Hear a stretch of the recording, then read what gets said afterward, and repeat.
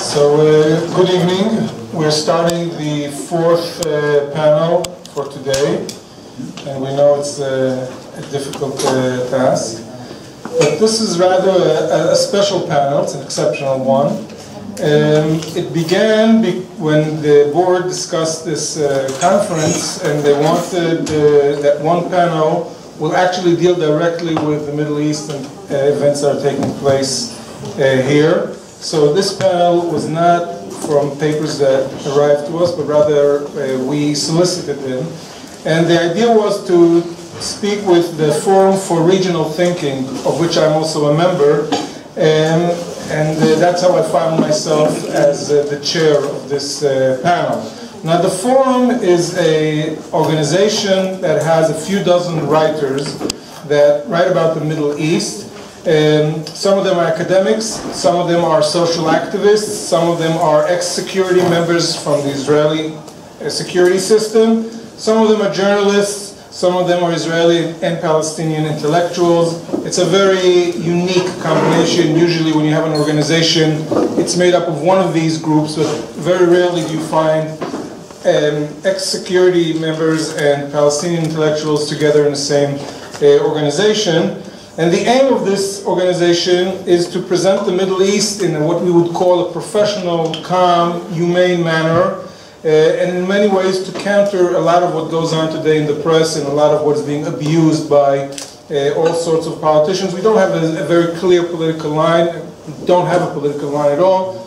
There are tendencies of many of the members towards different directions, but on the whole, we write very professionally. The criticism flies in all directions against Israel, against Arab regimes, against all sorts of movements, and we present what we think is a much more complex and much more interesting narrative of the Middle East. And so we turned to a few members of the forum, those that write about religious matters, specialize in different aspects of religious matters in the Middle East, and to that we also added Renen, who is not part of the forum, but she specializes in Israel, and in the forum we think that Israel is part of the Middle East, so we deal with it together. And she will talk about a very interesting project, conversion project that's taking place in Israel. So that's for presenting the forum and this special panel, and now we'll start with the actual lectures. Do you have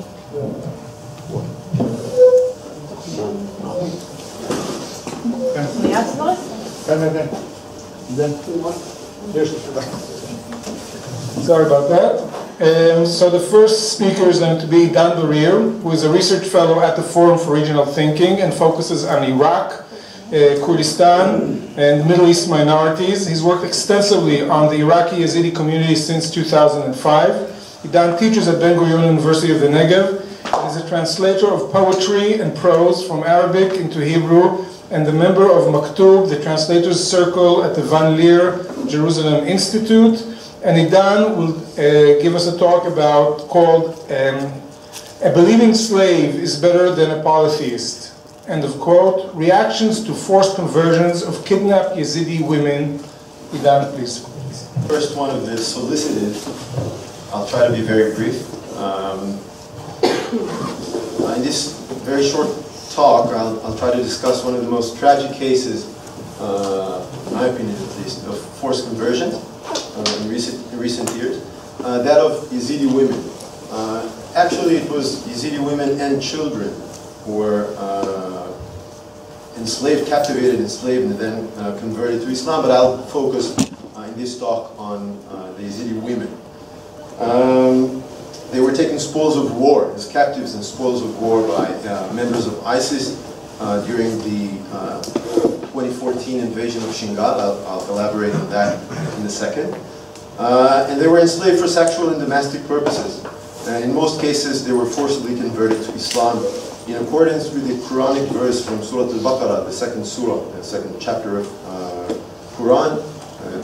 In English, it will be probably something like a cow chapter. I'll give you in Arabic it goes like وَلَا تَنْكِحُوا الْمُشْرِكَاتِ حَتَّى يُؤْمِنَّا وَلَأَمَةٌ مُؤْمِنَةٌ خَيْرٌ مِّن مُشْرِكَةٍ وَلَوْ عَجَبَتْكُمْ. In English it goes, and do not marry polytheistic women until they believe or become believers. And a believing slave woman is better than a polytheist, even though she might please you, or she might be pleasing for you, which is a better translation, I believe. In this talk, this talk will be a more empirical overview rather than an attempt at providing an analytical thesis. I'll try to discuss reaction to this, to these forced conversions of Yazidi women, or as they were called by ISIS members, sabaya, war captives. And I chose the term war captives and not war prisoners, since there was no formal imprisonment involved in this captivity, the captivity of these women, but rather an act of enslavement, according to the ISIS interpretation of Sharia law in the Quran, as well as captivity in the household of the enslaver or captivator. I will present the reactions of both Islamic and Yazidi cycles to the forced conversions, but before I delve into further details on that, I should perhaps start with the frame story and the main facts involved in it. So in August of 2014, only 2 months after ISIS's overtake of Mosul, Iraq's second largest city, and right after the end of the holy month of Ramadan, which takes place as we speak, ISIS stormed the Yazidi province of Shingal, or Sinjar in Arabic, located on the Iraqi-Syrian border, some 120 kilometers west of Mosul, as I said, the second largest city of Iraq. The ISIS invasion of the region heralded fateful consequences for the Yazidi community of Shingal, a Kurdish-speaking ethno-religious community numbering some say 800,000 women and men, residing in concentrated enclaves in northern Iraq, Shingal being just one of them, probably the largest of which. The Yazidi community of Shingal was shattered and forcibly exiled from its native homeland of Shingal, with many of its members paying with their lives during the invasion itself or the cruel siege laid by ISIS on Mount Shingal in the weeks that followed. These events came to be acknowledged afterwards as the massacre of Shingal, the 2014 massacre of Shingal, or in a more, I believe, fit term, the Yazidi genocide. It seems, however, that the harshest consequences of these invasions one of the harshest consequences of this invasion was the kidnapping of some 7,000 to 8,000 Yazidi women and children by ISIS members. The children were sent to ISIS jihadi camps in Raqqa, one of the ISIS Caliphate's 2 capitals, and the second one in a city in Iraq called Al-Hawija. Sorry for that. So they were sent to jihadi camps, ISIS jihadi camps in both these cities, while the women were often taken as sabaya, as spoils of war, or as captives, war captives, by the Islamic Caliphate members. And they were treated as such, as spoils of war. The Yazidi women were enslaved for sexual purposes and traded in the Caliphate's slave markets, aswaq al-riq, in the Quranic Arabic term. These women were also forcibly converted while they were captivated. They were converted to Islam according to the Sharia law, as I said before, as interpreted by ISIS, according to the ruling demanding that Sabaya become Muslims. So now I will discuss briefly the Islamic reactions to what happened in Shingal, to the captivity of the Yazidi women. There was a large Islamic debate following the enslavement and conversion of these Yazidi women. And this debate was divided into 3 separate discourses. The first discourse, a rather elementary discourse, was fraught with great confusion as to the Yazidis themselves. Their origins, the nature of their beliefs, the legitimacy of their definition, or their Islamic definition, or their definition according to Islamic jurisprudence as infidels, or worshippers of the Satan, whose activity was therefore permitted.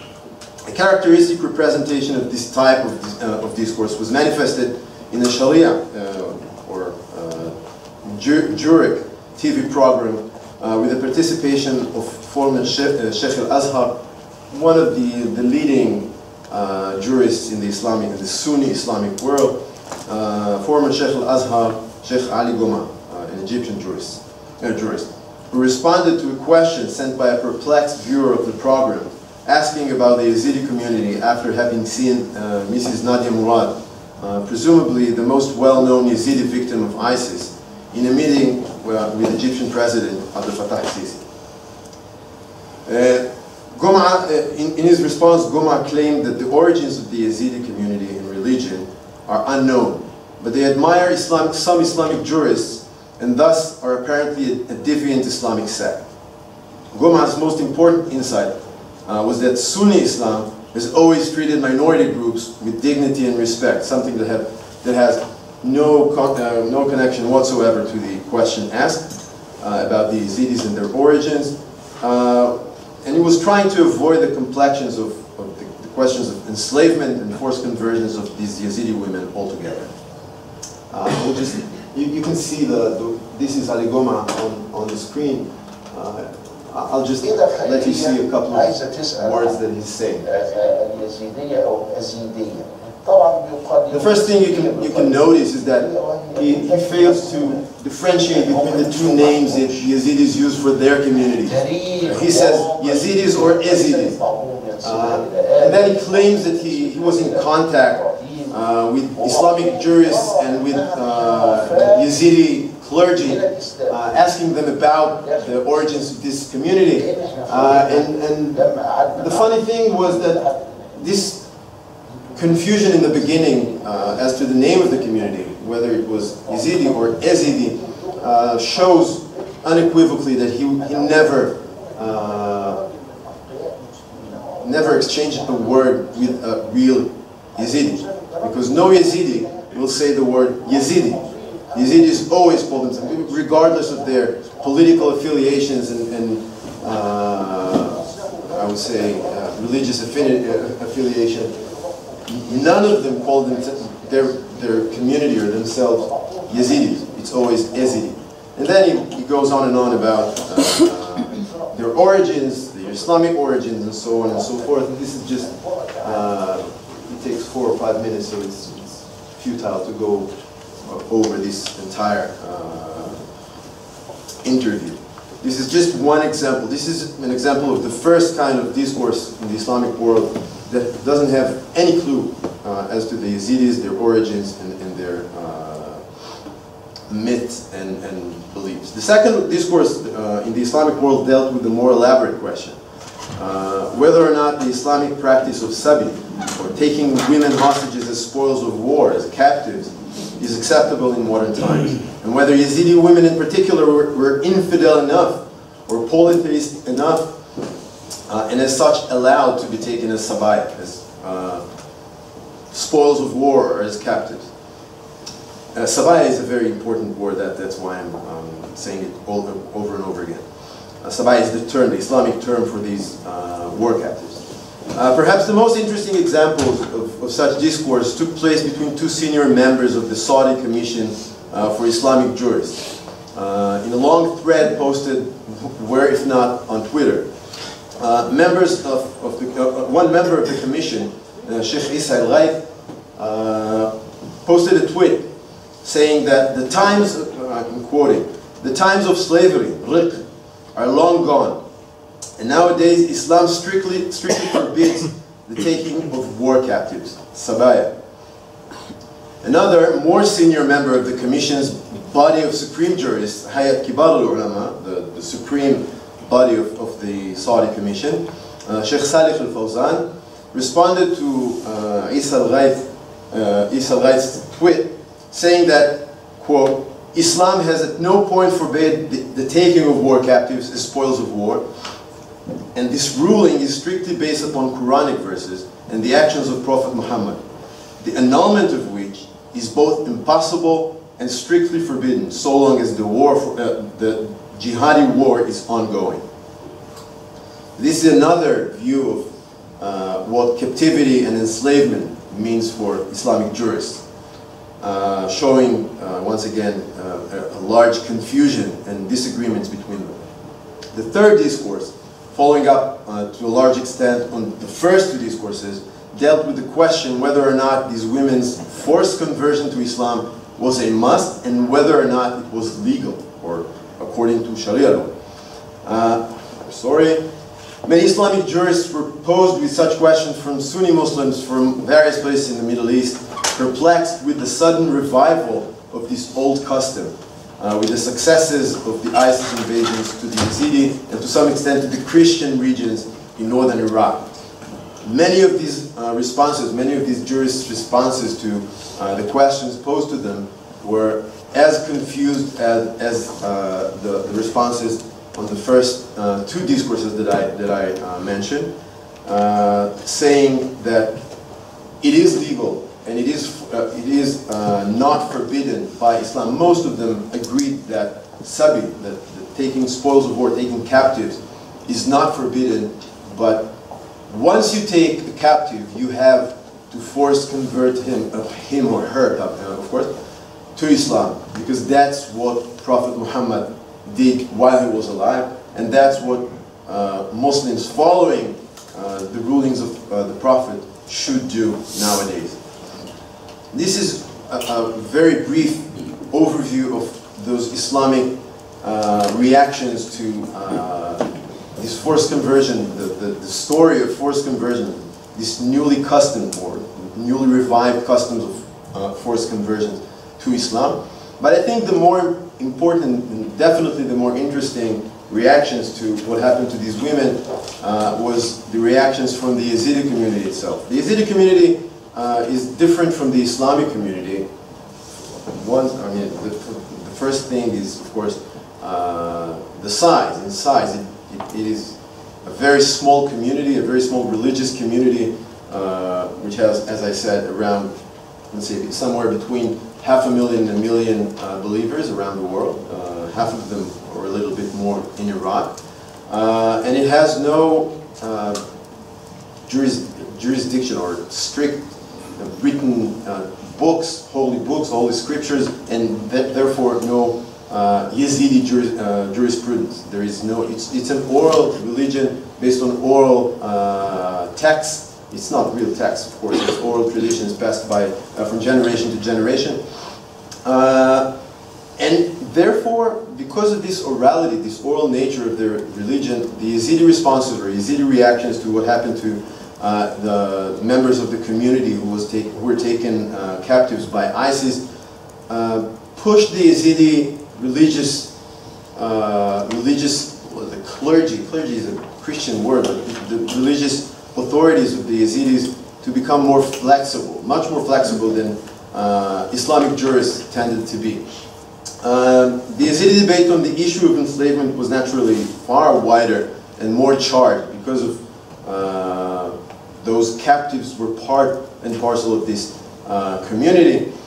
Even though danger of Islamic extremists was well known to Yazidis long before the 2014 invasion of Shingal, posed by Al-Qaeda, for example, and even by some Kurdish groups, Kurdish Islamist groups. The enslavement of women was a unique occurrence, an occurrence that happened for the first time in many years. It happened before to the Yazidis in the 18th and 19th century under Ottoman rule, but it never happened in modern times under the rule of the state of Iraq. And the Yazidi community could not accept or believe that a thing like that was going to happen, and they could not expect it in any way. These extreme circumstances, along with the gradual return of some of the enslaved women in the years that followed the event, forced the community and its religious establishment and authorities to find dramatic and unprecedented religious solutions that would allow for the swift acceptance of women formerly enslaved and Islamized. So I have, if I'll find a way to put Alikum there, I brought another, a scan, right? Less than that. A scan of a letter written by Baba Sheikh, the supreme authority, the supreme religious authority, sitting in Lalish, the most sacred place to the Yazidis, The Yazidis are currently experiencing very difficult and complicated situation because they were exposed to a systemized genocide, as a consequence of which they fell victims to, in large numbers. After ISIS on August 3rd, 2014 invaded Shingal, thousands of Yazidi women, children, and men were held captive when went through the English is not very good, but anyhow, went through circumstances contrary to all human values, such as being forced to convert to Islam. Because the situation faced by Yazidis is considered tough, as we, as the Yazidi religious reference authority, they meant clergy, understand that they are under pressure and compulsion, recited religious verses and slogans that do not accord with those of Yazidism, the Yazidi religion. Thus, we hereby announce and confirm, by virtue of the efforts that were exerted and are still being put into saving them, that those survivors, both males and female, will remain pure Yazidis, and nothing could tarnish nor affect their belief in Yazidism or the Yazidi religion, for they performed those exercise or practices against their will. Therefore, no one is entitled to decide their destiny and religious identity. To the contrary, we all have to extend them a helping hand to help them get back to normal and overcome this ordeal. We call upon all to cooperate with those victims to get back to normal and reintegrate into the community. The success of this mission is, of course, everybody's obligation. It's signed by Baba Sheikh Haji Ismail. The following letter, which I did not find in my computer apparently, was far more far-reaching than this one, allowing some of these Yazidi women who were held captives and became pregnant by their captives, by their ISIS captivators. It allowed them, I forgot the word, I'm sorry. Abortion. To do abortions, to abort their this, and I believe it's the first and only religion nowadays that allowed, even if for these extreme, under these extreme conditions, it allowed abortions. It is legal for these women to abort their unborn children from their captivators. So the mechanism, these newly made mechanisms that were extended by the Yazidi religious authorities, I believe, represent one of the most dramatic reforms in the history of the Yazidi community and religion in its entire history. It changed Yazidi beliefs and practices in a way that, at least since the 13th century, which is considered the century of the biggest reform in the Yazidi religion, none of these things have been seen in Yazidi religion, and therefore I believe that if the Islamic jurists were caught unprepared, and the discourse between them and their believers, the Muslim believers, showed or exposed this unreadiness to deal with what ISIS has done, what this new or this revived practices from the 7th century that somehow were brought back to life in their invasion. The Yazidi community find more creative ways to revive its, to actually revive its practices and its religion, in order to enable these women to be brought back to the Yazidi religion, even though it was not allowed until that point. That's more or less it. There's something else we have to answer in the Q&A. Thank you. We'll do that a little later. Thank you very much. So we'll move now to Professor Al-Atawneh, who is an associate professor in the Department of Middle East Studies at Ben-Gurion University. His research interests focus on the study of Islam in modern times, mainly in three concurrent areas: Islamic law and modernity, state and governance in contemporary Islamic thought and practice, and Islam in Israel. He's published extensively on these fields, and Muhammad will take us to the dimension of encounters that is part of the center, and he will talk about, the title is From Monologue to Dialogue, Wahhabi Da'wah and Reassessment of the Other After 9/11. Muhammad? Thank you very much, Nimrod.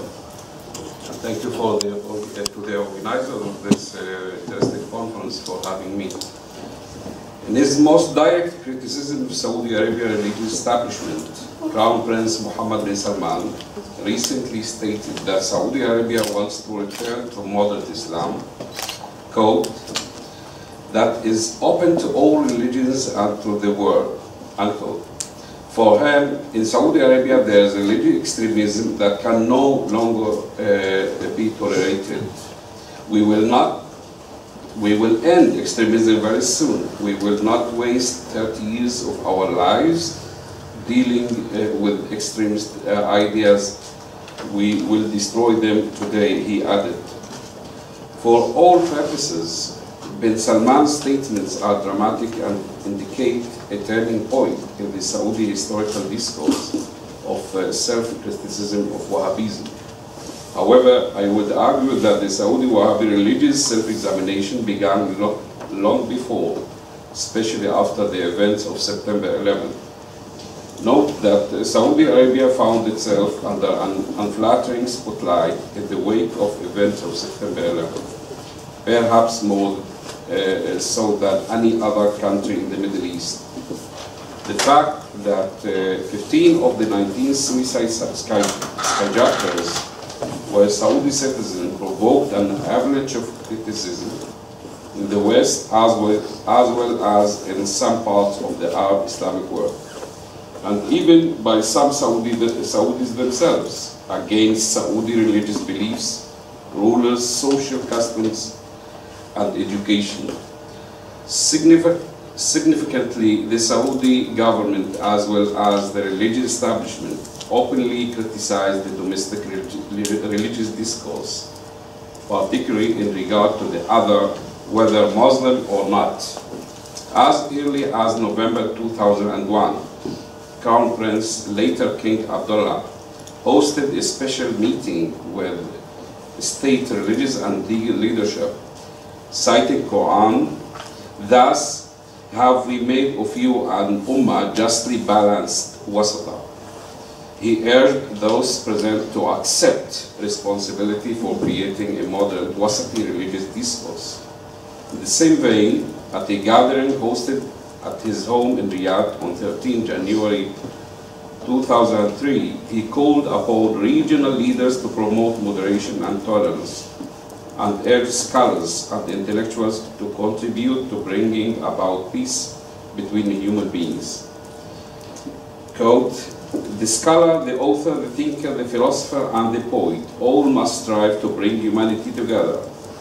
Furthermore, after his accession to the throne, his Abdullah accused some Saudi religious scholars of backing extremism when issuing edicts and aligning themselves with certain extremist groups who have committed violence.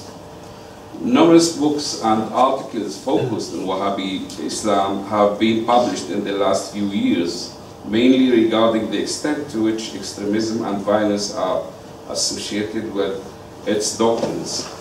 The present paper maintains this line of scholarship, providing an additional perspective with special emphasis on the question, to what extent have Wahhabi doctrines on the preaching of Islam, Dawah, been reformulated after terrorist attacks in New York and Washington?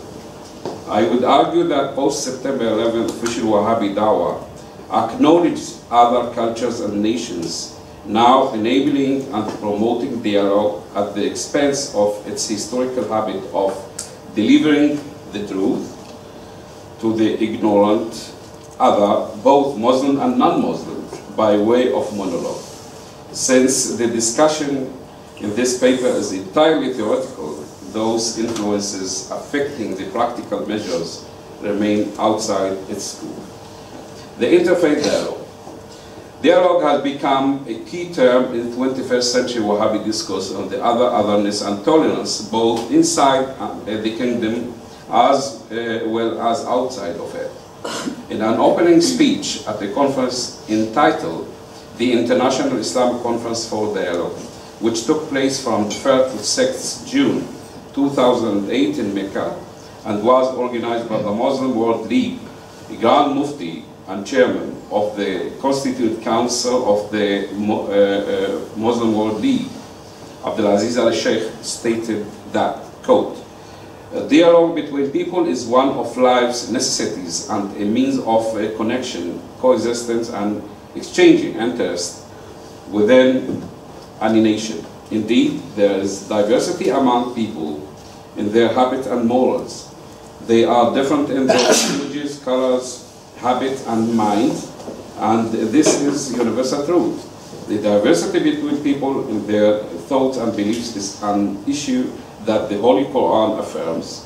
Allah says, and if your Lord has willed, he could have made mankind one community, but they will not cease to differ." The importance of dialogue in Islam is shown through valuing it and calling for it in order to uplift people and nations, especially the call to Allah. Allah says again, "Invite to the way of your Lord with wisdom and good instruction, and err with them in a way that is best." In Arabic, وَجَادِلْهُمْ بِالَّتِي هِيَ أَحْسَنُ. To be engaged in dialogue is human nature. And Allah says, "But man has ever been most of anything prone to dispute," unquote. Abdullah ibn al-Muhsin Turki, Secretary General of the Muslim World League, added in the same vein, quote, "Dialogue is a means that derives both its legitimacy and its significance from the legitimacy and importance of the goals strive to achieve. Dialogue is both an authentic Quranic methodology and a prophetic practice. It's a principle that is instilled in the mind of the Muslim or the Islamic nation, Ummah, and has characterized the relationship between Muslim and others since the dawn of Islam and throughout its long history and profound heritage. It is also based on both the magnanimity of Islam and the sense of divine law Sharia, from which Muslims derive their methodology," unquote. On this and several occasions, the Wahhabi leadership has begun to encourage dialogue among nations with diverse cultures and religions. The objectives and goals of such interfaith dialogue, as outlined in the new vision statement of the Muslim World League, include: it's about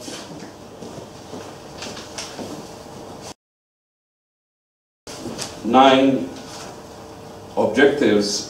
A very important statement by the unprecedented statement by the Muslim World League that I'm going just to read some example due to the fact that my paper is much longer than 15 minutes.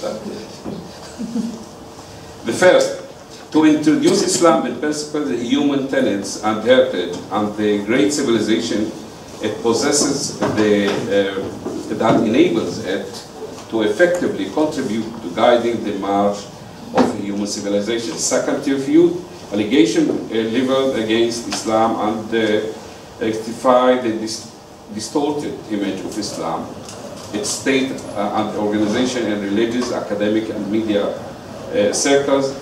Third, to contribute to confronting challenge and to offer solutions to problems that face humankind as a result of their abandoning religion and departing from its principles and values, an act that led to the suffering of mankind from injustice, vice, terrorism, violation of human rights, and the pollution of the environment that God Almighty has bestowed, and so on and so on, in the ninth principle retreat to interact and communicate with the followers of Islamic schools of thought in order to achieve the unity of the Muslim Ummah community and to lessen fanatism and antagonism.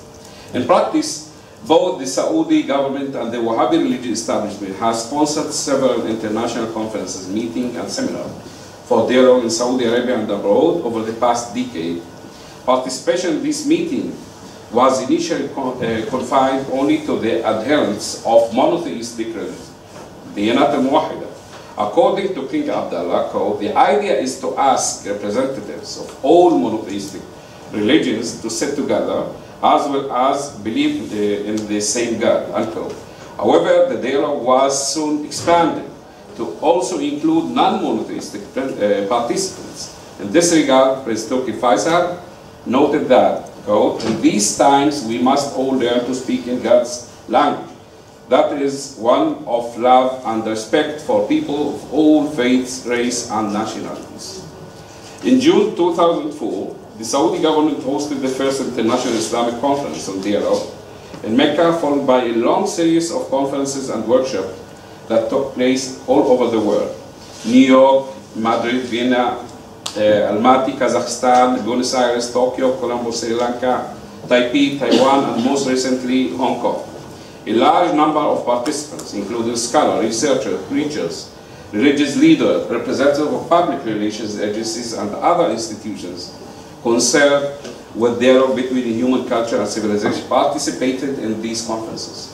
A quick glance at the final statements and declarations indicate that dialogue has been used as the fundamental apparatus for communication between the various religions and cultures. For example, the summation from the above international conference in Mecca, also known as the Mecca Declaration, Latif Mecca, addressed all governments, organizations, and people, irrespective of their religion and culture, urging them to undertake the following. That's new, absolutely. First, foster understanding between them and us, Muslim, they mean Muslim, that we believe in God as the Creator, worship Him alone, and seek the guidance He revealed of His Prophet and messengers. Second, challenge injustice, tyranny, disposition, and hegemony, and to help each other in ending wars, conflicts, and international problems. To work together to promote a culture of tolerance and dialogue, and to support institutions promoting dialogue. To use dialogue as means for achieving understanding, cooperation, and world peace. To desist from wasting human resources and to stop the exploitation of individuals' talents for the productions of weapons or mass destruction that threaten the future of Earth. Third, cooperate with each other for the promotion of moral values and the building of international ethical arrangements that resist the attack of moral deviation, combat extra-material relationship, and provide solution for the dangers surrounding the family in a manner that secures the right all to live with the happy families. Fourth, work together as inhabitants of the earth, according to the wish of God, who sanctioned our forefather Adam and his progeny to reform the earth and halt aggression for the right of the coming generations to live in an environment devoid of all types of pollution. To minimize the dangers of environmental damage by means of common actions that seek the lesser and consequential pollution to guide industrial technological advancement. And finally, cooperate with the world community in eliminating corruption and unhappiness, which need to be remedied through the mercy of God, which is the sense of the message sent to Prophet Muhammad. We sent thee, this is a hadith, we sent thee not by a mercy for all creatures. Sorry, this is the Quran with the verse 107. Finally, the conference recommended that the establishment of an international center for interaction of civilizations On these lines, a Center for Interfaith Dialogue was inaugurated on 26 November 2012 in Vienna under the name King Abdullah bin Abdulaziz International Center for Interreligious and Intercultural Dialogue.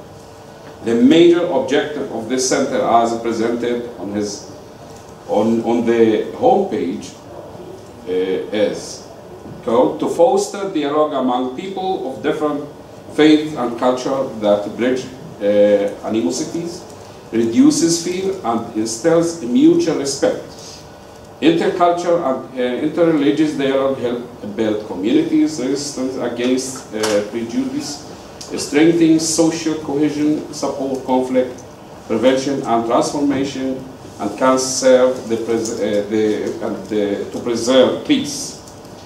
Unquote. In 2008, two more conferences were held in Madrid and the UN headquarters in New York, at which the Saudi delegate expressed their commitment to international human rights, culture, pluralism, and the freedom for all nations. In the closing remark given at the press conference, the former Saudi Foreign Minister, Prince Saud al-Faisal, he passed away 2 years ago, stressed the commitment of Saudi Arabia to the aforementioned goals and principles as they appear in the UN Charter. The UN Assembly acknowledged the Saudi initiative calling for the broadening of intercultural dialogue and the global support for religious tolerance.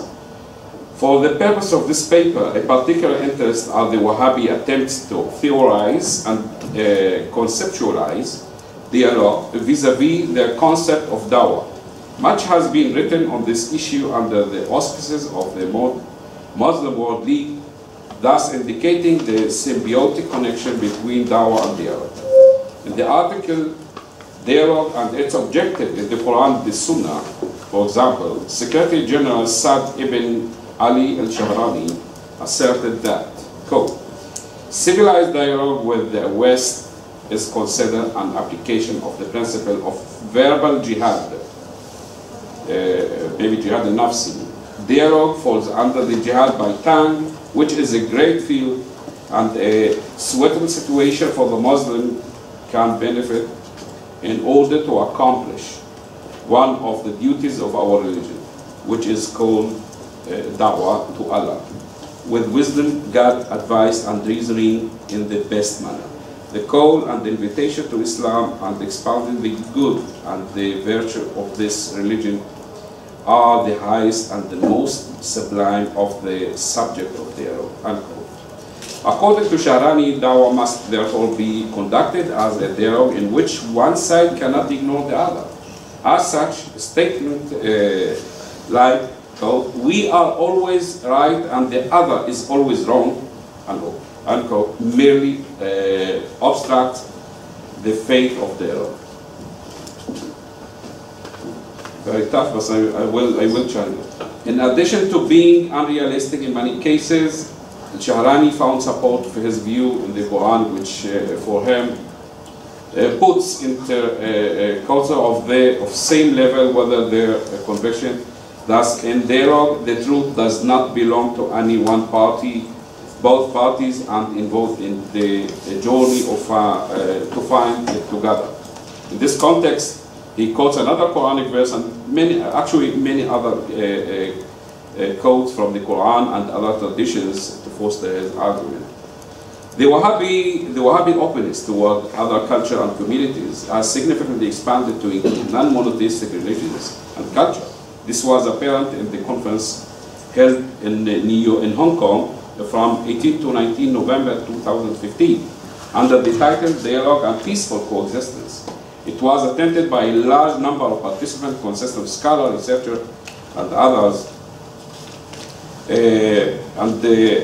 According to this the organizer of this conference, they have to discuss 4 major themes: religion and cultural dialogue, cultural diversity in Hong Kong, human values in multicultural societies, and the religion and the culture of peaceful coexistence. For Muslim World League Secretary General Abdullah Turki, such conferences aim to achieving the global peace and noble values for which the world is belonging in a world where values are declining.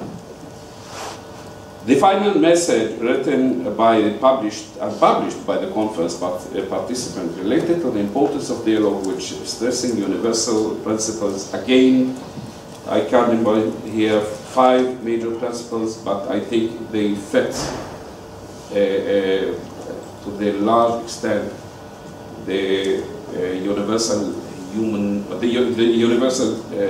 rights of 1948. They are talking, for example, in the first article about all men are equal in human dignity. Divine honor includes everyone. The second, the humanity, different religions, cultures, and races are ordained by Allah. They are one high. Okay, and they continue to treat or to show openness and a very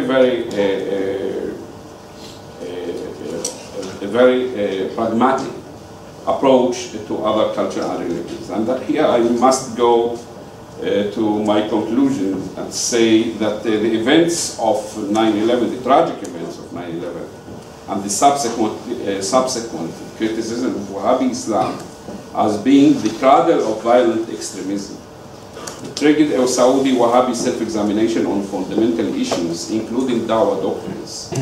Prominent Wahhabis have come to recognize the problematic nature of the traditional doctrine of the safe sect and of al-wala wal-bara, and internal process was set in motion to reconfigure the relevant religious and ideological concepts. It became necessary to address the negative image that have been created of Islam in general and Wahhabi Islam in particular. Accordingly, the Saudi government, with the full support and cooperation of the official Wahhabi religious establishment, initiated a number of programs to encourage both internal discourse and external dialogue, meant to promote universal values in regard to tolerance and pluralism, and to improve international communication. This transformative process is manifested on both the theoretical and the practical levels. Significantly, over the last decade and more, Wahhabi scholars are reinterpreting and redefining traditional key doctrines, concepts, including Dawah, Jihad, and the interfaith dialogue. This new interpretation represents a fundamental shift in the Wahhabi perceptions of the other and of the scope of Dawah. This is evident in the new attitude being displayed towards other religions, particularly Christianity and Judaism, as well as toward other Muslim trends such as Shia, Sufis, and other minority groups in Saudi Arabia today. In the wake of 9/11, the Wahhabis thus became ready to meet and enact dialogue with people of other religions and culture, as illustrated by the national and international interfaith intercultural conferences being sponsored by the Saudi government and conducted by the Muslim World League with unprecedented openness.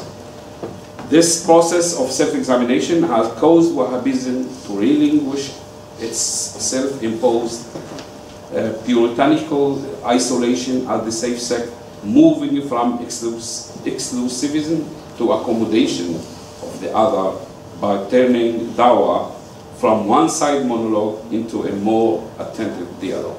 Thank you very much.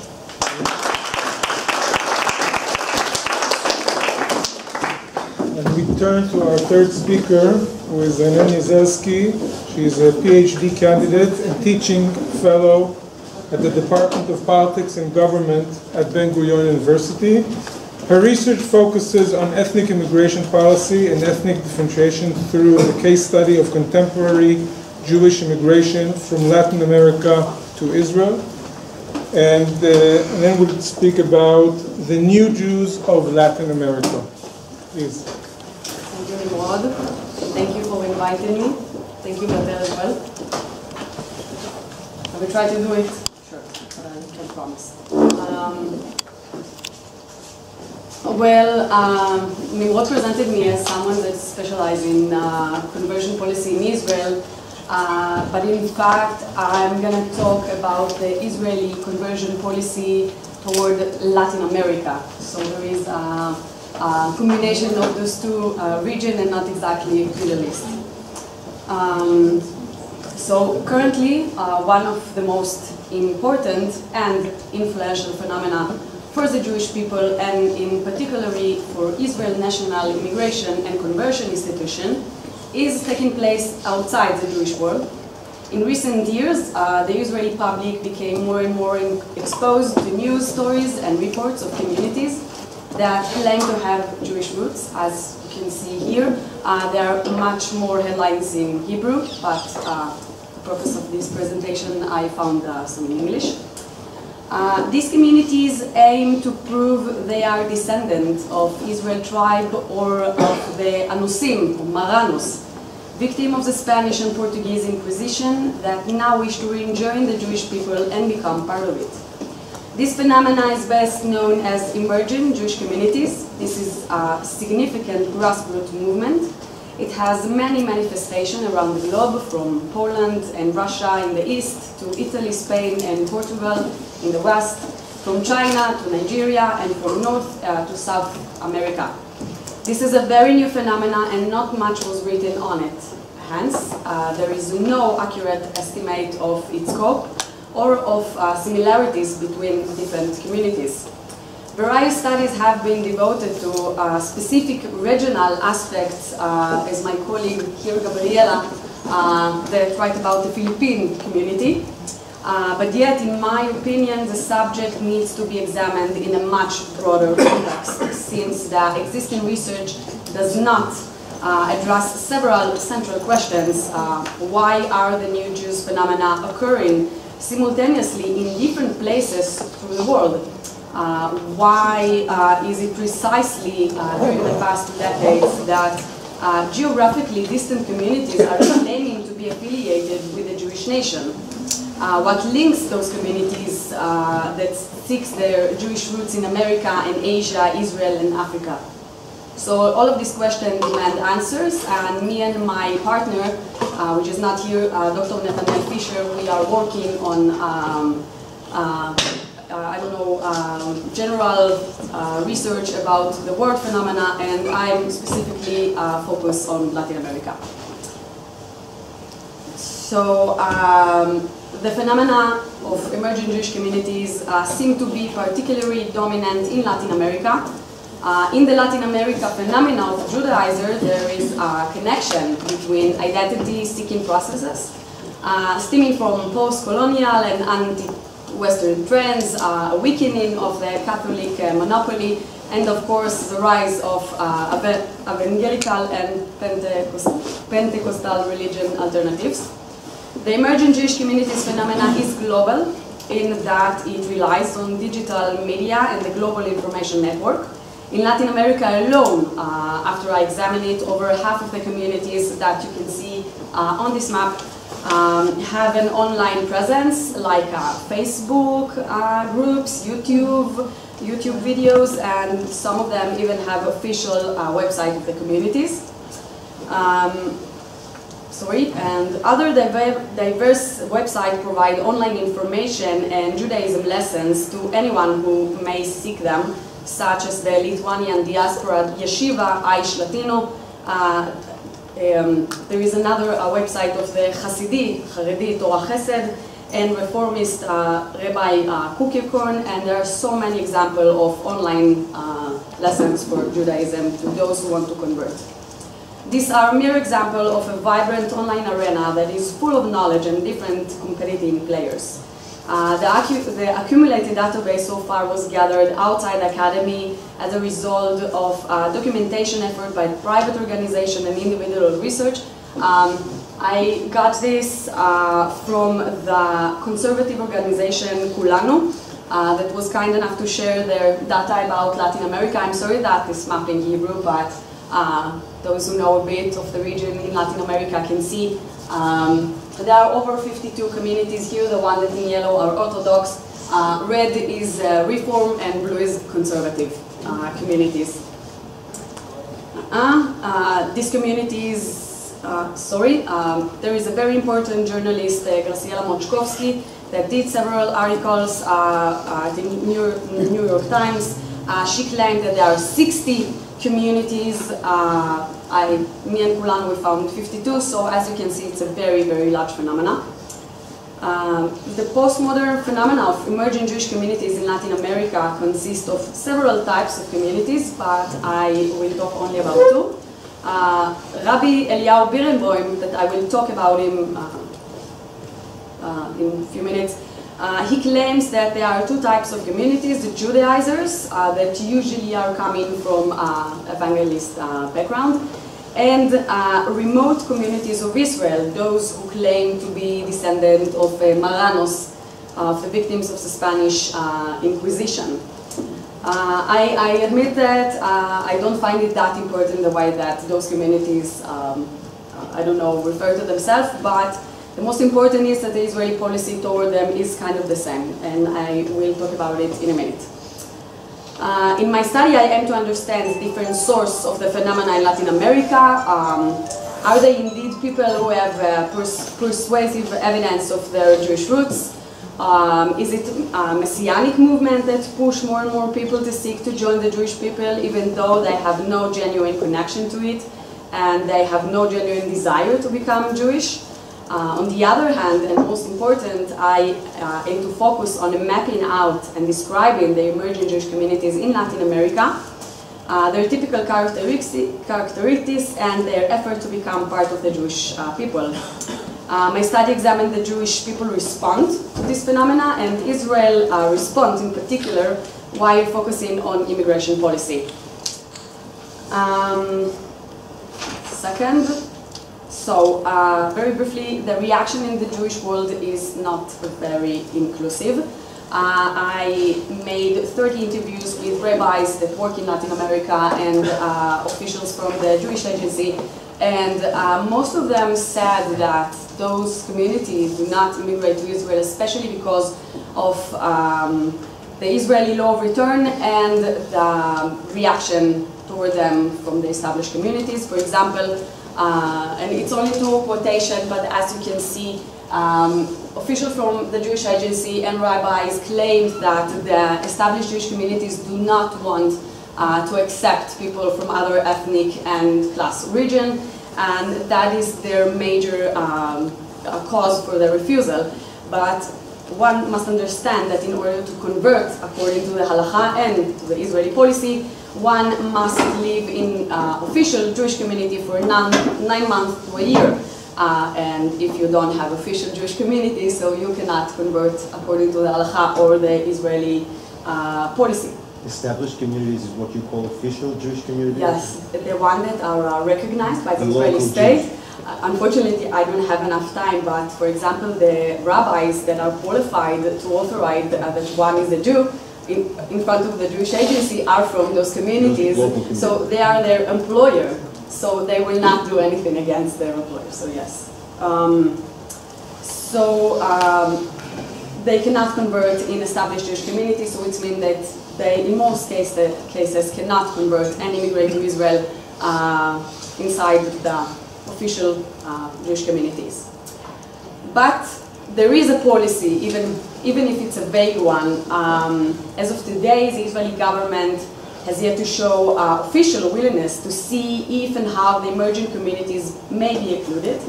But on the other hand, the Israeli government does not entirely ignore the reality. Israeli budget organization that called Shavei Israel, it's an NGO, an Orthodox organization that is affiliated with the religious Zionist movement, that specializes in locating emerging communities all over the world and teach Judaism as part of preparing them to conversion. In some cases in America, I found it extremely interesting. They help to the Cajamarca Jews or the Inca Jews, they actually call officially the Inca Jews from Peru, to convert in Tribuna. It's actually the first time that the Israeli government actually approved to have a conversion outside Israel in order to immigrate. I don't know if you know, but the Ethiopian, for example, needed to sign a form and to convert when they came to Israel. So it's the first time that conversion is actually being held on broad. And the also interesting aspect, in my view, that the Kachamarka Jews and other communities that were converted under Shavei Israel were right after their immigration actually assimilated in West Bank settlements. Specifically, the Inca Jews were integrated in Tapuach and Elon Moreh. And there are other interesting cases that I'm now making an interview with those immigrants. Today Shavei Israel is the only organization that's funded officially by the Israeli government that is active in converting immigration candidates abroad. It's also happening in India. Those who heard about the Bnei Menashe, those is the same NGO. This organization operates both as a conversion institute and as an immigration agency. So in that, Shavei Israel marks a new pattern produced by the growing privatization of immigration to Israel, which is conversion for the purpose of naturalization. Shavei Israel does not automatically sponsor every emerging Jewish communities. This is very important to know that. There's one drop in the sea. So without such a sponsorship, those consider themselves to be Jews and want to immigrate to Israel, but they are not third-generation Jews or cannot prove it, have significantly lower chances of converting and immigrate. In those cases, one has the chance to address conservative organization, and those conservative organizations, alongside Shavei Israel and other players in the conversion arena of Latin America, are competing each other for granting spiritual guidance and religious services to emerging Jewish communities, and that is why I called it in my paper that I hope it can be published, Privatized Arena of Conversion and Immigration to Israel. The conservative conversion, there are some organizations, the most important in Seminario Rabinico Latinoamericano, is based in Argentina, but now is very active in Peru and Colombia. We have to understand the aspect of the policy in order to understand their role in this competitive arena. The 1970 amendment to the Law of Return of Israel, of course, has exacerbated the dispute over who is a Jew by allowing conversion in non-Orthodox court to convert for the purpose of naturalization. This paved the ground for the conservative immigration project abroad, particularly in Latin America.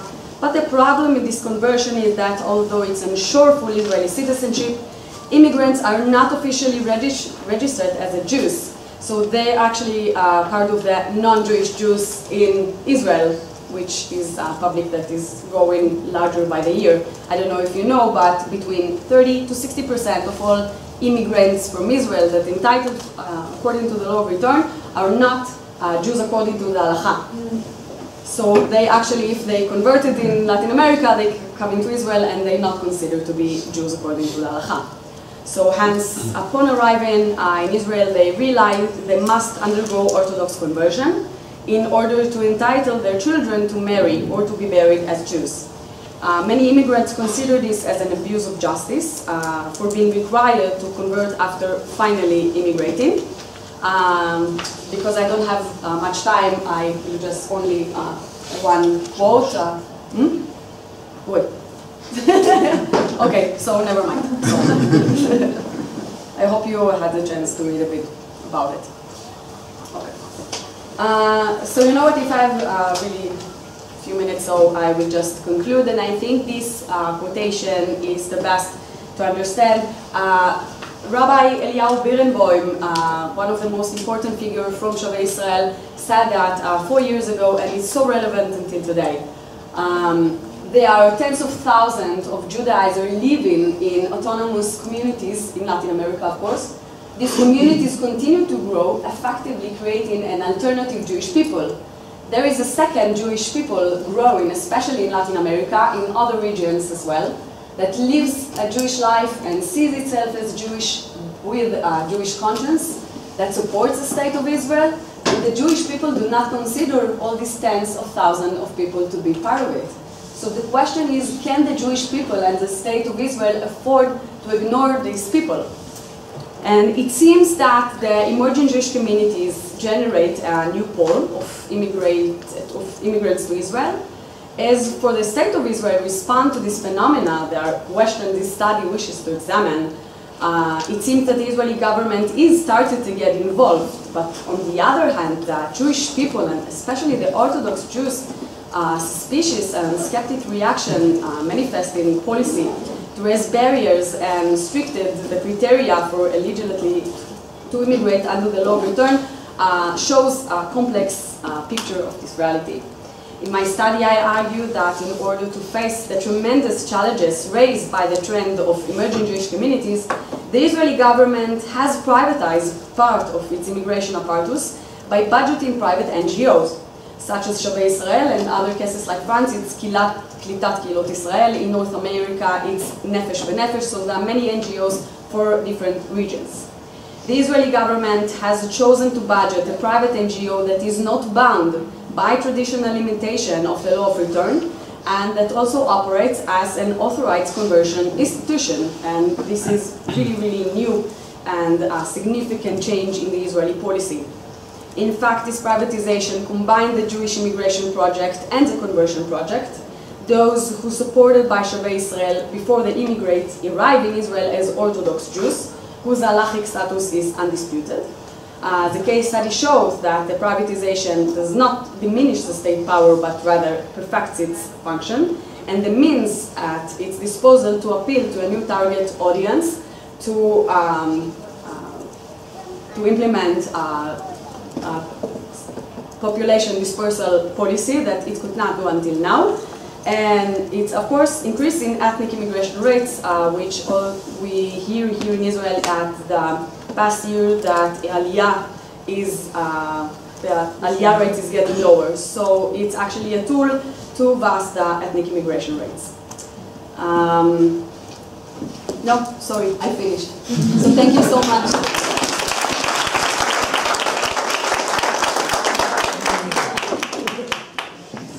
Our next speaker is the respondent, Dr. Ori Goldberg. He's a senior lecturer at the Lauder School of Government in the Interdisciplinary Center in Herzliya.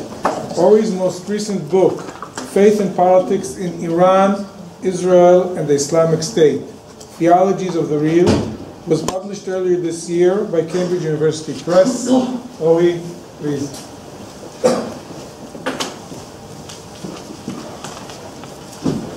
Thank you. So, I very much appreciate your fortitude sticking around for my comments. This isn't a difficult task, it's a Herculean task, so well done. The three presentations we heard were all devoted to actual stories happening in actual life. I have nothing to add to the detailed and illuminating presentations we received about these three interesting stories. I don't have even a tidbit of knowledge to throw into the mix from everything you just heard. But a few general thoughts, and nothing too long, of course. The first impression that I received from reading these papers and from listening to the speaker speak now has to do with how, I don't really mean this, has to do with how alive religion is in the world today. To what extent? It's a musical background.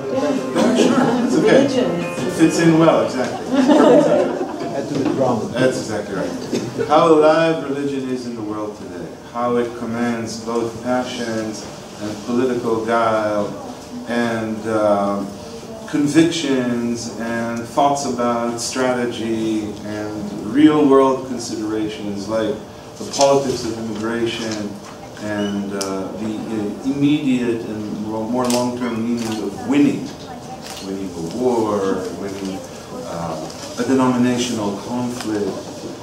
And I think that's not a conclusion, I think that conclusion or that impression is not trivial. Because we're used to thinking, I mean, all of you here in the room, experts on issues of conversion, are perhaps used to considering religion through the lenses of your various academic disciplines, but mostly in terms of permutations. Religion is a chain that is ever multiplying its links. But religion is alive. Religion commands imagination, it commands passion, it It is something that people take very seriously, and not just in terms of grand designs, like politics or culture, but also really in terms of personal experience. Two of the presentations we heard, Idan's about the Yazidis, more immediately so, but Renen's as well, I think. The experience that you described, it can't just be a gambit. It can't just be something that these communities are attempting to do because it will serve them better as they attempt to immigrate to Israel or whatever. There is a profound level of personal experience. Passion, again, it's a word I've already used, but it seems to suggest itself, that is involved in the events that we've just heard described. And after being romantic and perhaps a little bit naive about religion's livelihood in the world today, it's also very clear how a separation between religion and politics, which is very common in actually academic discourse just as much as non-academic discourse, how much that separation is, let me find a polite word, how much that separation is problematic and difficult. How much the notion that religion caters to a part of the soul or the civic spirit or personal experience that is detached from either the rational calculations or the interests that underline politics, how much that separation really doesn't exist. Because all of the stories we heard demonstrate how profoundly, intimately political these religious practices are. And the ability to reach decisions of the enslavement of Yazidis. And really going against the grain. I mean, I was very interested in what you said about how religious plurality in Latin America is also perhaps an engine that's generating these Judaizers. And definitely Latin America is one of the more interesting places in the world today with regard to religious openness and religious innovation. But again, clearly, such openness and innovation cannot occur at a level of social existence or a level of existence that is dominantly private. This is a social phenomenon. It reflects the intensity with which political frameworks that were once limited and constrained by the realms of institutional politics, how these political frameworks are reinventing themselves in a religious world, in a religious setting, how they need religious vocabulary to make themselves relevant in this world. And maybe that's another indication of how alive, how real religion is to various practitioners all over the world. It certainly came across loud and clear. Professor Al-Atawneh's presentation about Saudi Dawa is another intriguing example. And again, one can reflect about the degree of the transformation that you presented in one thing, the political statements being made by Crown Prince Ben Salman today about the change he foresees and about returning Islam to its moderate roots, without saying anything judgmental about the authenticity of either set of statements. It's very clear that these senior leaders that see themselves as both political and religious leaders have a very keen sensitivity to the demands of global discourse, global political discourse, global cultural discourse, how badly they want to fit in to whatever they see as the norm, the binding norm. And that leads me to ruminate out loud about a tension that occurs within religion itself. Because it's not just about how religion reflects fields that we usually think of as different. It's about how religion itself changes. If it is truly alive and real, then it is as a living being, it transforms itself. And the tension that came from all of your presentations is very apparent.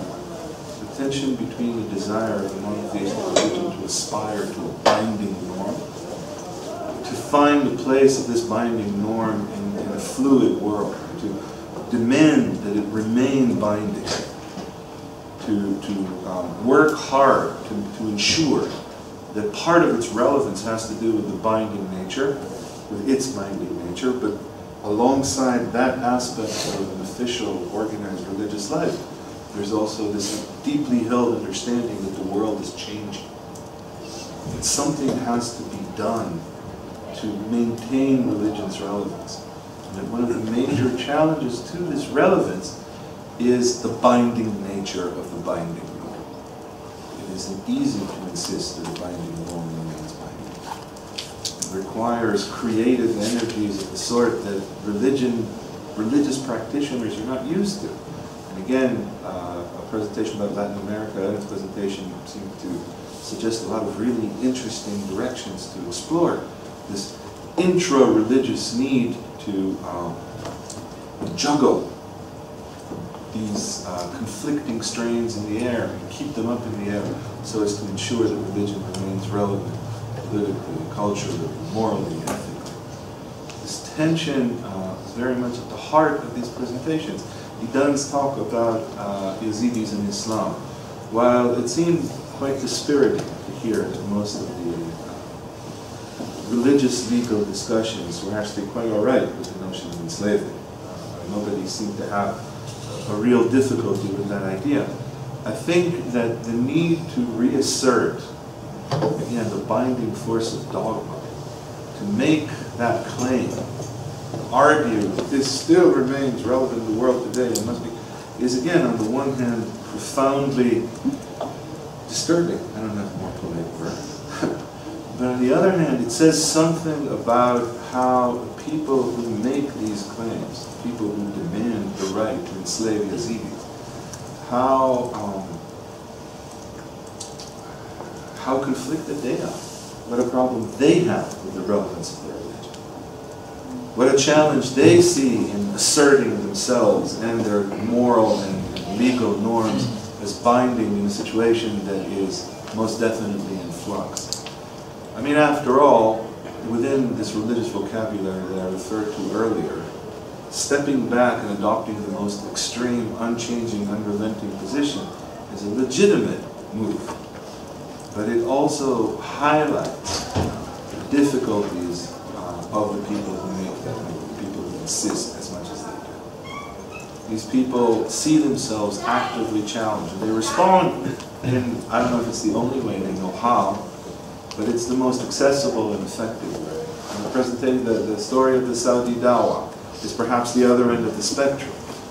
The response is, oh yes, I mean, where we were once all about monologues, we're now about dialogue. And it's dialogue this and dialogue that and dialogue that, and let's set up centers for dialogue, and let's ensure that dialogue gets into every official document that we produce as senior religious leaders. Both of these positions demonstrate the intensity of, I don't know if it's a crisis, but the intensity of the times, let's call it that. And the challenge of understanding religion seriously in an academic setting has to take on all of these aspects simultaneously. It has to understand religion as real, as something that still commands passionate allegiance. It has to understand religion as deeply, profoundly political. And not in a dichotomous sense, not religion as a depository of absolute truths that shape both political interests and strategies. But religion as a deeply political phenomenon, as a social and cultural force that considers the development and determination of interests as one of its main religious obligations, and also as an entity, a force that is significantly torn. It struggles to find meaning, that wants to make, that doesn't want to relinquish its pretenses to eternal validity, that considers this eternal validity a strong motivator of faith, but that understands that it has to present itself both to others and to its own believers as a force that is capable of changing and transforming in order to meet the challenges of this fluid world. Thank you.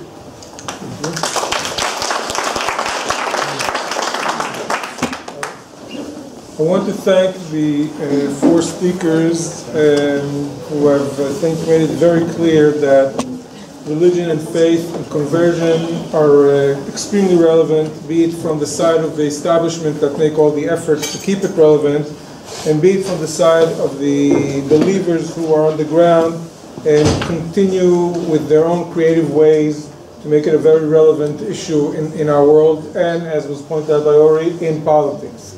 And now we open up the floor. Okay, I'd actually like to... I mean, I like your remarks and I think it's dead on, but you're repeating something that was said by somebody who was born a Jew. I think he died a Jew too. Durkheim. You know, religion is one way people connect with each other, and it makes for the connection. And although it may be supernatural, but it has an expression in the world. And one way to understand it is simply to make the connections. But unfortunately, not too many people are reading Durkheim today. Of course, I agree. I mean, I'm honored to have inspired a comparison at any level. Not too many people are reading Durkheim. Not too many people are interested in making connections. I think generally... I disagree. From the papers we've heard now, they all come from people wanting to make it to correct connections. You know what? Point taken. I'll rephrase. I think even in academia today, I think scholars of religion find it difficult to make connections against a larger background. Let's think of it as projections. People are making connections, but they have a difficulty, methodological, disciplinary, with projecting the religious experience onto a larger screen. I think you have a real difficulty approaching religion without at least being prepared or having some sort of mental conception of what these connections would look like when they're projected on the larger screen. Because believers, they're watching the movie. Well, yeah, I agree, and I think part of the thing is that unfortunately, even in the humanities and social sciences, we're learning more and more about less and less. And what we should be doing is spreading it out. Back to the great books, back to the classics. I think it was Chesterton who said that... A nice anti-Semite, but doesn't matter. One of the crises of the age that we seem to care more and more. We seem to think that a man who has an opinion about each thing is more important than a man who has an opinion about everything. Thank you, Earl. Yes. So a quick comment and then question for Renen and also for Professor Al-Atawneh. For Renen, I think you need to look at the history. I want to challenge your privatization thesis completely, because these organizations like Shavei Israel have history already going back and antecedents in the 60s, 70s, 50s. There's the community of Belmonte. There are all these communities of Anusim, and they're Orthodox rabbis, particularly coming from the Rav Kook stream, that get interested. So there are many things about your presentation that I think if you take a historical perspective will come out differently. It's not that the state is taking a privatized view, it's that these NGOs pre-exist significant interest of the state on this. And therefore then there's a cooperation. And not only that, there's, I mean, whether you agree with it, whether you think it's the right thing politically or not, I don't think your thesis is correct. And I think that it's, so that's I mean, you can respond if you agree, but I would really look into, there's a Rabbi Avichail who had an organization that preceded Shavei Israel. You can look into him, you can look at the San Nicandro community, you can look at the Belmonte community, so there's that. And the Latin American story is different in the sense that you have dictatorships and you have political instability up until, you know, for a long time. So these earlier European communities get the focus, I think, more. So that's one comment. And the second comment that I wanted to relate also that I think is part of the story, specifically with the Latin American, is that you have a tradition of ambivalence towards converts in the Latin American community that is much larger than elsewhere with the takanot of the Syrian communities.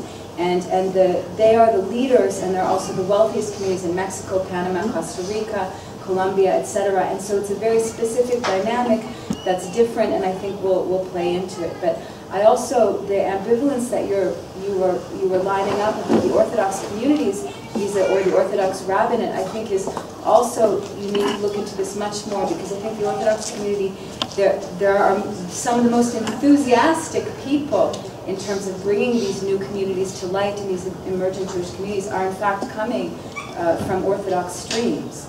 So I think when there's an internal tension between the Haredi Orthodox, some Haredi, and even not all Haredi, because it's not even a national religious Haredi distinction. I think this is an internal dialogue. So I would just say that a historical perspective, more investigation, will complicate this picture and will complicate your thesis of the privatization. And the last thing is a report just came out in March of people recommending the quote-unquote Friends of Israel that is looking at all of these communities. And you can contact Ophir Haivri, who was part of the report. You'll get a lot of information. My partner is part of this report. Right. So I mean, so that'll mention that. So those are just my comments, and I suppose you can respond. And then afterwards to Professor Atawneh, thank you for your patience.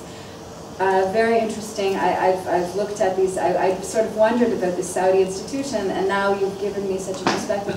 I wanted to ask you, A, if there's any pushback, if there are Wahhabi clerics who have countered that, and also, how do you situate this change in relation to Iran and I mean, I know it's a very big question, but there seems to be now a parting of ways in terms of Islamic leadership between the Saudi elite and the Iranian elite in terms of global, and where if this is just my outside viewpoint, that there's a parting of ways, and how much this question of relation to other faiths is part of this parting of ways between the Iranian and the Saudi leadership. Thank you. Thank you. I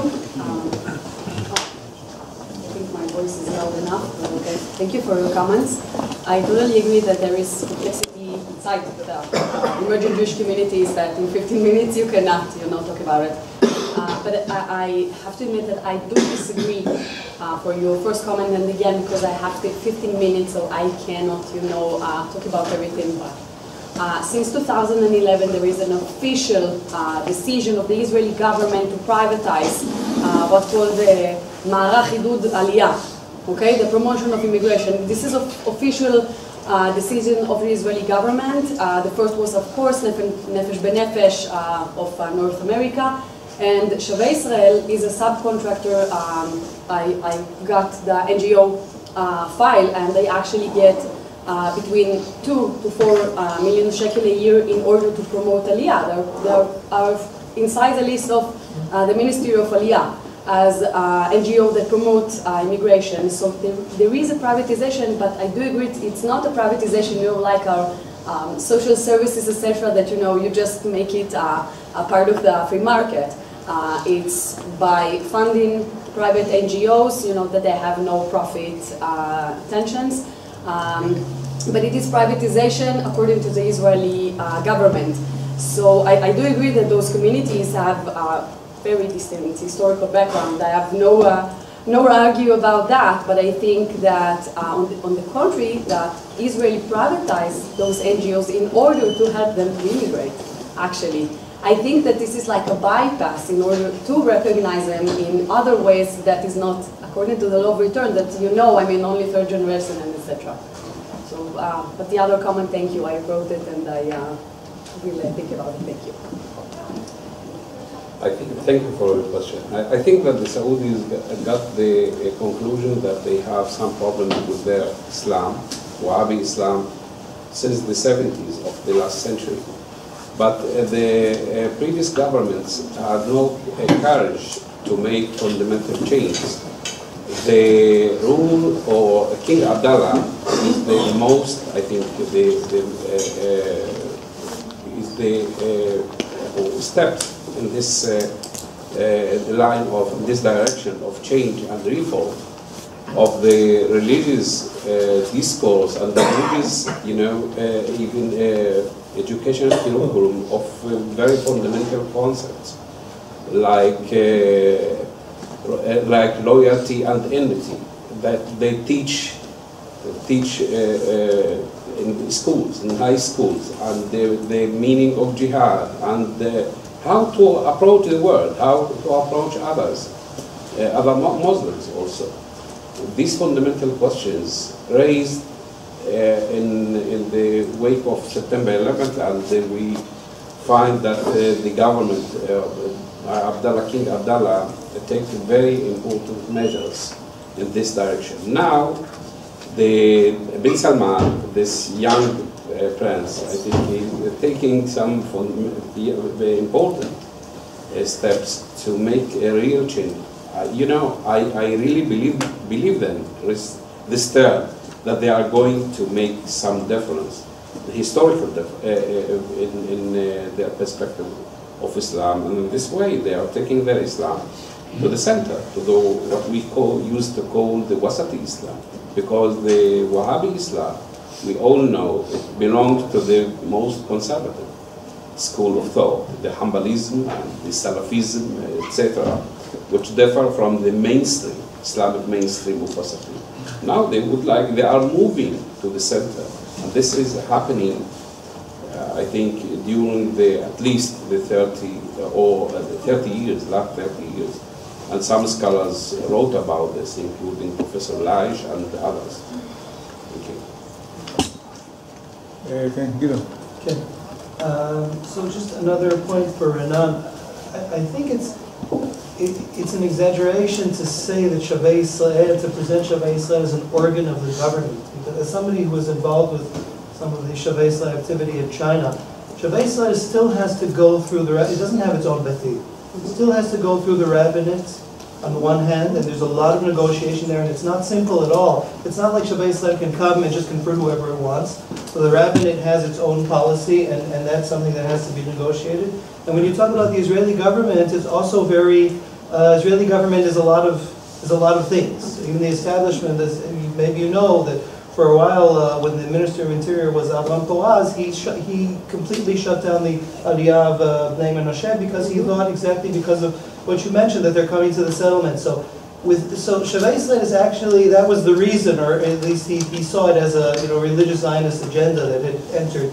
So when you talk about it as a government organ, I think, at least from my experience, it's quite a weak government organ. I mean, it may get some funds, but it's not. Even with the Bnei Menashe, who have been relatively successful, it's very, very, very slow. It's a very, very slow process. So not to give them too much power. And also, just one more note. I think it's also important to differentiate between halakha and rabbinical policy. So, for example, being 9 months in a community is not halakha. There's no halakha of that kind. There's the policy that the specific rabbinate is dealing with today, which is this kind of idea of a community. But these things are I think more dynamic than. So let's just have a slide. Thank you so much. Those are very important comments, and of course, again, I have 15 minutes, and I totally agree. I don't know if you heard, but I mentioned that Shavei Israel. It's only like a drop in the sea. Okay, they have no resources, to help all of these communities, and we have no arguments whatsoever about that. I even say more of that. Of course, Shavei Israel is active for many years, even before they've been an NGO of Israeli government, and you're completely right. And I want to say personally that I think that this organization is very, very important. I know some people that came here, as a tourist visa, etc. And no one helps those people, and Shavei Israel do that. No, but I mean, Shavei Israel is very important, and they really want to help those people in this spiritual, journey they have. And I totally agree. I mean, the picture is so much complicated, and you're so right. I mean, we know that for the Inca Jews, there was a huge struggle. I mean, I know about that. Unfortunately, I don't have the time. And I do think that Shavei Israel, as a very active and stubborn organization, helped to change a bit of this policy and the way we actually, or the government or whatever, think about emerging Jewish communities. So I pretty completely agree, it's much more complicated. And again, I mean, Shavei Israel, okay, it's like a subcontractor, but I do agree there are so many faces of the inner struggle, you know, the Ministry of Interior and immigration, and there are so many, I don't know, different forces that change this policy, and you're completely right. Unfortunately, I didn't have the time, but thank you for coming. Okay, so first of all, thank you so much for the amazing lectures, and thanks Renen for this great presentation. I would like to have a couple of comments in like very, very short. Like, first of all, I also would like to make some remarks. Latin American Orthodox Judaism is so different than most of the Israeli communities. They are not accepting. So even the converts in Peru from Trujillo, when after they converted to Orthodox, they were not accepted in the synagogues, and their kids were usually not accepted to the Jewish schools of Lima. So definitely it was a difference between them and the Belmonte Jews, or from the Jews of San Nicandro. The Belmonte Jews are Bnei Anusim descents, like everybody know it, and they are Western Europeans. So for them it's much easier to make Aliyah and to integrate to Israeli society. And what I see about most of these emerging groups from Latin America, that most of the times their connection is almost completely religious to Judaism, but when they get to Israel, sometimes it's shocking that in Israel, not everything is about religion. When I interviewed some of the Inca Jews, they told me that they were in shock that there are secular people in this country. And for example, the emerging Jewish communities from South Italy and from Spain or Portugal will definitely not have this type of ideas. But still, I think I agree with Rabbi Birnbaum that how much Israel could afford to ignore this speaking. I think she said it better than I did. Thank you. Thank you. I also would like to, I enjoyed very much hearing the papers. I would like to start with Idan. You presented the issue very much within the narrow framework of the actual events that happened and the reactions to them, but I was wondering whether you could try and put it into a much larger framework, and whether what happened with the Yazidi communities has raised questions about, in a broader sense in the Islamic world, about morals, about, I mean, would there have been greater ramifications in this world that have to do with the questions of what it is today to be a Muslim? Right? Again, questions of morality and other things that perhaps need to be addressed. And my second point, Muhammad, is to ask how much of this is, and this goes slightly to the comments at the end, which I found a bit. I've never thought of religion as not being connected to politics, so I'm not exactly sure what was meant there. But how much of this is politics, or how much of this is for show, right? And how much of this is real? Is there? I mean, when you look at Saudi Arabia, you look at the way it treats women, for example, still. Right? And I don't think much has changed. Well, maybe women are going to be allowed to drive, I think, from a day or two's time, right? But aside from that, has anything really changed about foreign workers and the way that they are treated? So how much of this is for the outside world looking in? And of course, we know that they have enough money to be able to carry this off very successfully, right? And how much of this is actually real change? Also, did this work anyhow? I'm not sure. I think it's working, right? Everybody's using it. I think I'll just start without So there's a striking difference between the way ISIS came to the Yazidi issue well prepared. They studied the issue. They justified taking Yazidi women as captives. So there's a difference between the way ISIS has prepared itself, this invasion, and the way the Islamic world, the Sunni Islamic world, it actually came unprepared. It was caught unprepared at all. The way it worked. So the Sunni Islamic world was caught unprepared and very confused. And I think those questions posed to these jurists show or manifest the confusion in the Islamic world. People had to deal with morality, to ask themselves questions about morality. Is this what we as Muslims do? I mean, is taking captives, enslaving them, and using them, abusing them actually, for sexual and domestic purposes, is this all Islamic? Is this Islamic Sharia, as we understand it in this modern day world? And I think this confusion sort of stemmed from the notion that it is not accepted in today's world.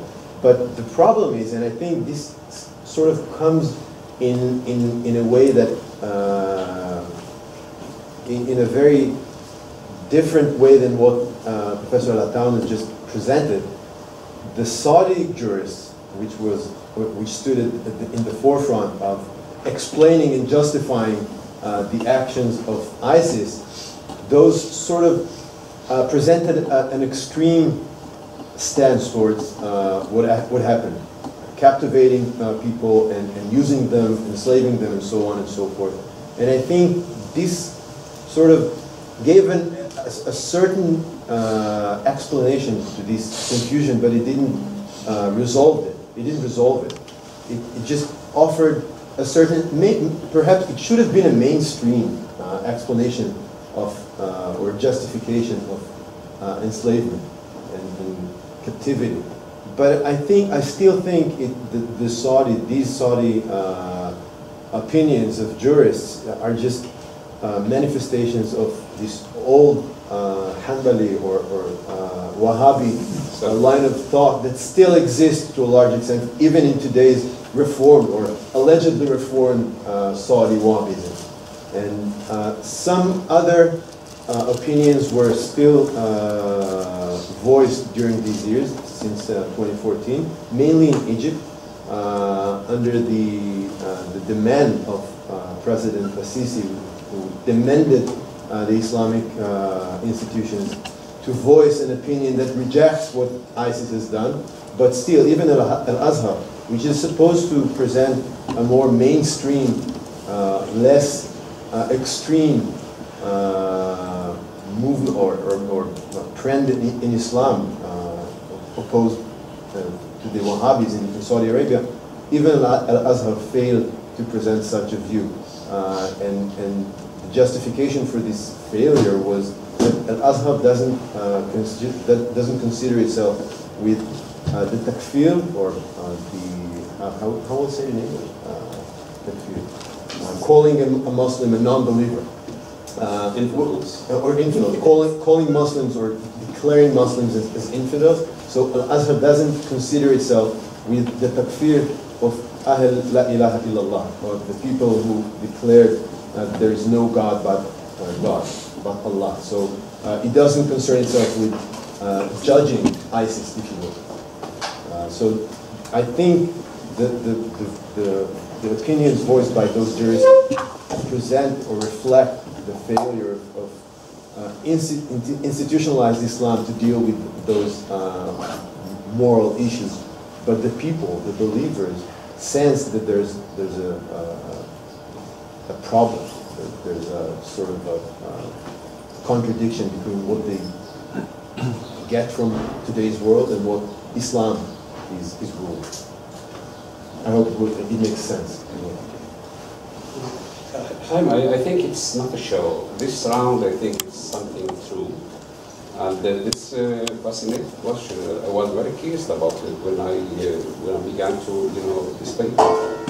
And I went through the theoretical and practical levels of the Saudi discourse to see to what extent, this change took place in the practices in the Saudi Arabia, whether in the schools, in the fatwas, etc. You can find it. When going to the high school curriculum, and you will find that Saudis erased the jihad, the previous meaning, the historical meaning of jihad. And now you have another totally different meaning of jihad. And the doctrine, I think the most problematic doctrine in Islamic Sharia, which is al-wala wal-bara, loyalty and enmity. And also the same, they took off this doctrine, and they replace it with another rhetoric. And when looking to the practices, the national dialogue, the Abdul Aziz national dialogue, suddenly you find that Wahhabis sitting around such table, with the Shiis, with Ismailis, with Sufis, with all groups, all ethnics and religions, are talking about, open flow about everything almost. This is a real change. When going on with the international dialogue, that they are already not only ready to talk about, tolerance with the Jewish Christians, but also with Buddhists and other, non-monotheists. This is new, totally new. So I think something really happening in Saudi Arabia, not because the Saudis and the Wahhabis became more liberals. No, they now understand, perhaps more than any time before, that their historical and traditional approach to religion is something that undermines their system, their own system, and reform is needed. That is the statement by one of the most prominent religious scholars, Alim, Turkey, Mohsen Turkey. He said, it's impossible that we are the Wahhabis, the only right among 1,600,000,000 Muslims. It's impossible. We have to rethink about our perceptions of religion. So this takes me to the conclusion to believe in this now. And when looking to the reforms by this Prince Mohammed bin Salman, I think that we can expect for real differences in the kingdom. Something happening.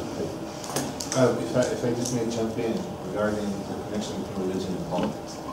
I think the way your question is phrased, what's real and what's for show, what's political and what's religious, that to me demonstrates the methodological difficulties of studying the political nature of religion in this day and age. Because politics isn't for show, and religion isn't real in this sense. And in this combination, I mean, when I don't comment on diverse panels like this, I represent the Iranian side of it. And it is the idea, the understanding of the role that political relevance, political viability, political sustainability plays in both the promulgation and the formulation and practice of religion in both Saudi Arabia and Iran is shaping or reconstituting the political religious frameworks in both of those countries. These elements are intertwined in a truly profound way. This isn't just let's make sure that we're politically covered and say these things. Now we can have a debate about, again, levels of authenticity till we're blue in the face. The important thing is that even when somebody like Mohammed bin Salman speaks to the West and tries to come off as polished, this is coming from a deeply held understanding that there can be no separation between religion and politics if both want to stay meaningful. That is what I wanted to say.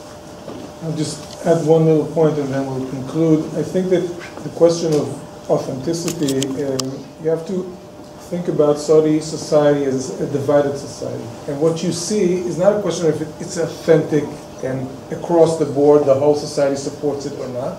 But what you really see is for generations already, or decades, you've got groups of people pulling in one direction and other groups pulling in another direction. For decades, the more conservative forces were more influential. Right now, what you're getting is really the friction, the tension.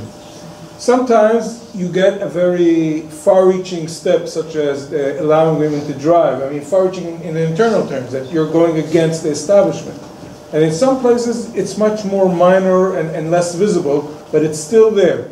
And you have to remember that the princes in Saudi Arabia are by far much more to the west and westernized than much of the establishment. But that is a force, and that goes to the question of politics and religion. That is a force that's pushing very strong in terms of the more open, almost liberal ideas in some cases, at least with some of them. And so the way to look at it is not whether we have an authentic step here, but what kind of power relations we have between the different forces that are pulling in different directions. And today, that force is making sort of a very powerful appearance. Yeah, that's what I meant when you said you can't really, that I never think of the two as separate categories. Yeah. To have to be seen always as Okay. So thank you very much. Thank you.